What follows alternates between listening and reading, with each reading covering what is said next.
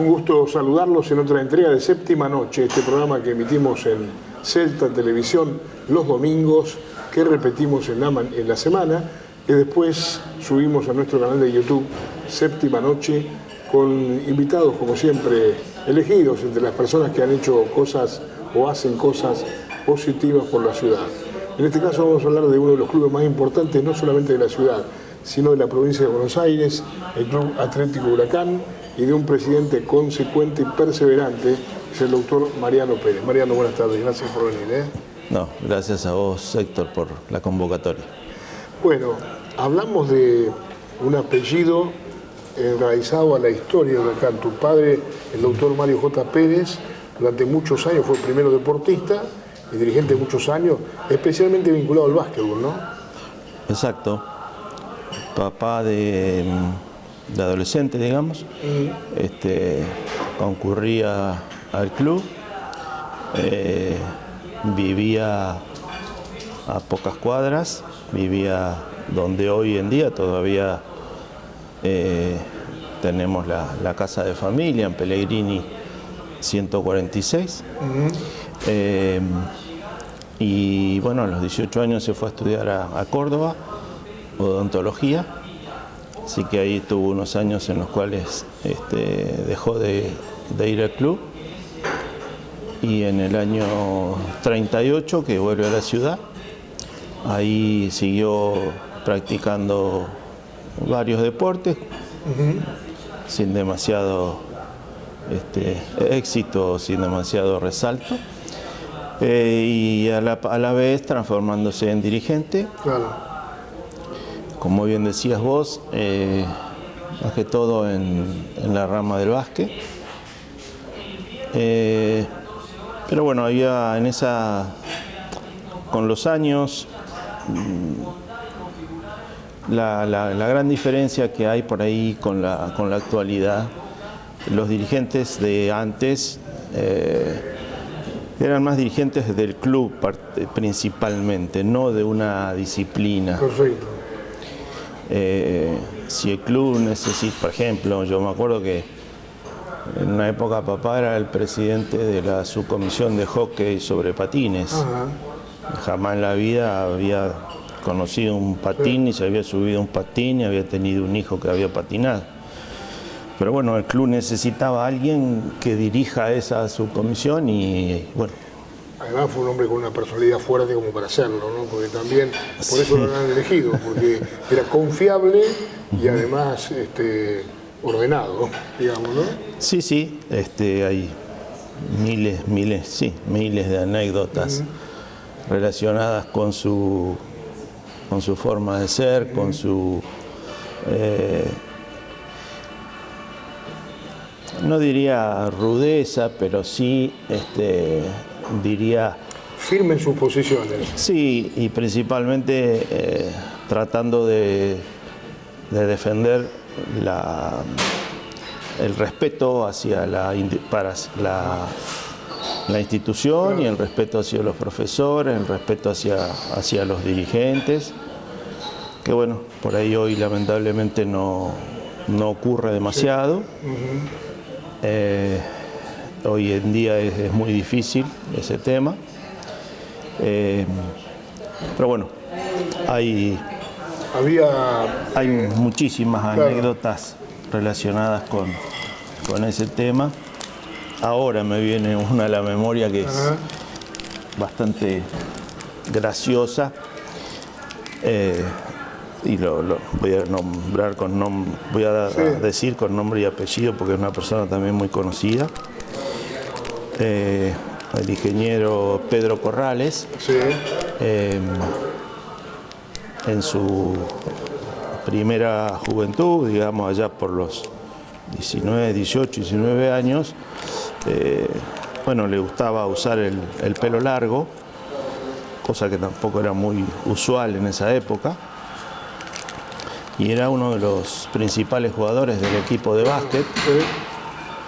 Y bueno, era un base, ¿no? Un base, claro, exacto. Y papá no le gustaba el pelo largo, en mi casa mismo decía el pelo largo para las mujeres, concepto por supuesto de otra época, Sí, claro. pero bueno. Y previo a un partido medio definitorio, que no puedo decir qué partido era, le dijo, si no te cortás el pelo para el próximo partido, no jugás. Y Pedro no se cortó el pelo y no jugó el partido final de un torneo. Un jugador titular. Uno de los mejores del equipo. Bueno, eso habla por eso de la firmeza de sus conceptos, ¿no? Exacto. La coherencia también.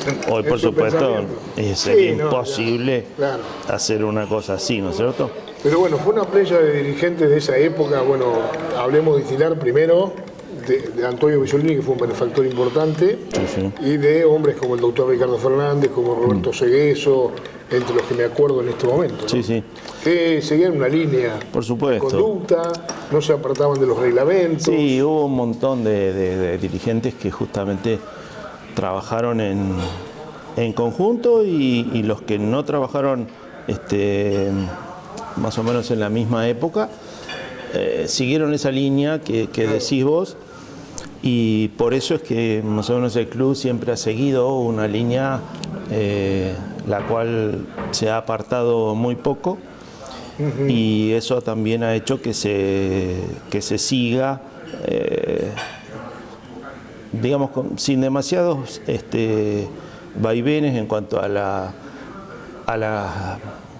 conducción del club, a los ideales, a los... No estamos hablando de logros deportivos, estamos hablando de la organización, de los principios, en fin, de cosas que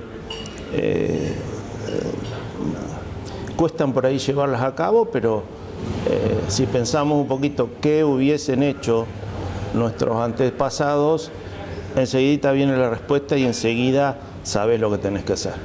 Sí, sí, claro. Además, si ellos pudieron hacerlo, nosotros debemos mantenerlo. A pesar de lo que significa hoy mantener una institución de semejante envergadura, que creo que son 2 manzanas, ¿no? Sí. En la sede social, más un anexo que hay sobre la ruta 228.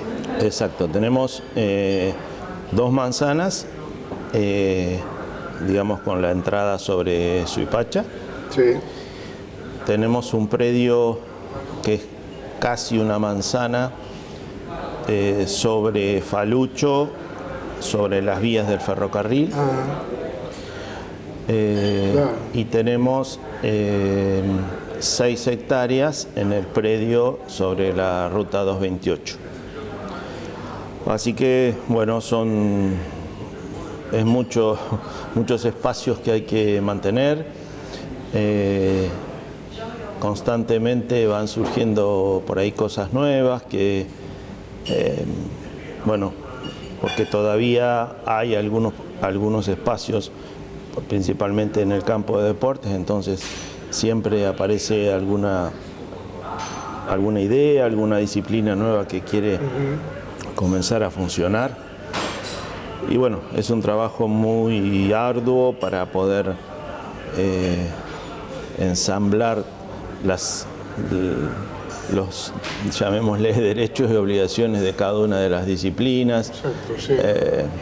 Organizar los horarios, bueno, en fin, es bastante complejo ese tema. Antes los clubes se sostenían en buena parte con los socios. Eso ya es imposible. Porque en todos los casos ha decaído el número de socios por todos Sí. estos fenómenos de la informática, del internet, Sí. del estar más en la casa. Antes el club era la segunda casa realmente. Exacto. Y Sí, nosotros hemos bajado mucho, pero tenemos igualmente una importante masa societaria. Hoy por hoy estamos alrededor de 1.200 socios, pero hay una gran modificación en la forma en que disfrutan del club. Antes se acostumbraba por ahí a pasar varias horas en el club. sí, No sé, uno iba a practicar fútbol no sé, a las 5:30 de la tarde y te quedaba hasta las 8, capaz que, no sé, haciendo cualquier cosa. sí. O un sábado estabas toda la tarde en el club. Y hoy no pasa eso, hoy tenés entrenamiento a las 6 y vas a las 6 menos 5 y a las 7 termina y te vas. Sí. Esa es la gran diferencia por ahí que ocurre, que no hay demasiado movimiento fuera de lo que son los entrenamientos. Pero en cuanto a la cantidad de socios, igualmente tenemos una buena cantidad. Hay un grupo que se reúne en la noche, creo, en la cantina, a jugar las cartas. Es un grupo de años ese también, ¿no? Sí. En algún momento lo han reconocido ustedes, no sé cómo se llama, la peña. Exacto, hay un grupo de socios que diariamente se juntan a jugar a las cartas, lo hace simplemente por... sociabilidad, digamos, claro, ¿no? ¿Cómo? Sociabilidad. Sí, exacto, y no lo hacen por ningún juego, digamos, por ningún premio económico, sí, correcto, ¿no? Sí. Simplemente por ganarse lo que tomaron o ganarse un paquete de galletitas o un paquete de pastillas. Sí. Pero bueno, ese es un tema importante, aunque no parezca, porque uno de los puntos que últimamente yo he estado analizando y inclusive he hecho algunos cursos, es de la importancia que tienen los adultos mayores en los clubes deportivos y que realmente no se le está dando el lugar que necesitaría. Cada vez menos. La modificación de la expectativa de vida ha hecho que personas que hace 40 años tenían 65 años, 70 años, no voy a decir que ya se quedaron dentro de la casa, pero eran pocas las cosas que hacían. Sí. Y hoy por hoy una persona de esa edad está en pleno movimiento, en plena actividad, y en un club tienen muy pocas posibilidades de practicar un deporte. Y tienen la posibilidad, la disponibilidad de horarios, porque en el caso de que sean jubilados o por ahí tienen un trabajo de menos horas. Es un tema que en desarrollos al menos no se ha profundizado. Insisto, empezando por nosotros, ¿no? Y bueno, es un tema pendiente que tenemos que tratar de volcar para poder llevarlo a la práctica, porque hay muchísima gente que necesita sociabilizarse, salir un poco de juntarse a practicar, o mejor dicho, a jugar a las cartas y bailar folclore sin desmerecer esas actividades, pero bueno, por ahí algunas actividades deportivas sin demasiado esfuerzo, pero es un tema muy importante que no lo hemos tenido en cuenta en la sociedad en general, y creo que es para tenerlo en cuenta y llevarlo a la práctica. Un poco el oasis para la gente mayor puede ser una cancha de bocha, ¿no? Que ahí los jóvenes no van tanto, pero después las canchas de tenis, de fútbol, todo ese tipo de cosas, naturalmente son... Claro, bueno, pero jóvenes, ¿no? Pero hay... A ver, no soy profesor de educación física ni nada por el estilo, pero hay muchas actividades que, buscándole la vuelta, hay un deporte que se llama Newcomb, que es una especie de vóley, que, bueno, ese deporte exige, digamos, relativamente poco movimiento, pero bueno, también tiene un cierto desplazamiento de las personas, y bueno, se sienten mucho más motivados, por ejemplo, ¿no? Y hay otras, se puede buscarle la vuelta. En la cancha de fútbol, está bien, no va a jugar en una 11 contra 11, pero se puede jugar en una cancha chiquita de, no sé, 5 contra 5. Sí, correcto. Hay veces que opciones. también en una institución tan grande cuesta encontrar los espacios, ¿no? Porque, bueno, ese es uno de los graves problemas que nosotros tenemos. claro, Porque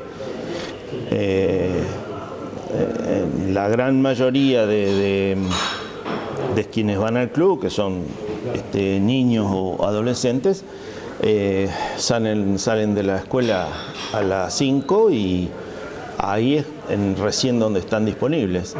Y bueno, entonces a partir de esa hora es donde nosotros los recibimos y tenemos que tener todo listo como para que en esa hora, que comienza a las 17, se desarrollen todas las actividades.